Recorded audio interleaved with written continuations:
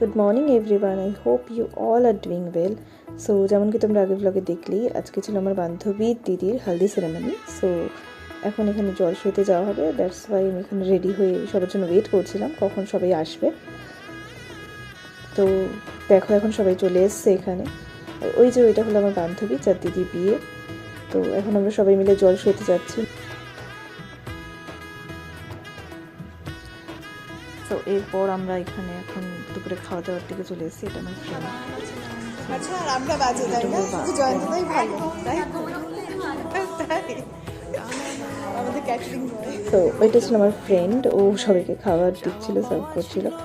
So এখন আমি ডেকোরেশনের জায়গাটায় চলে এসেছি। দেখো কি সুন্দর করে ডেকোরেশন করা হয়েছে। সো দেখা হবে আবার নেক্সট কোনো নিউ ব্লগে। এখন স্টে টিউন গাইস।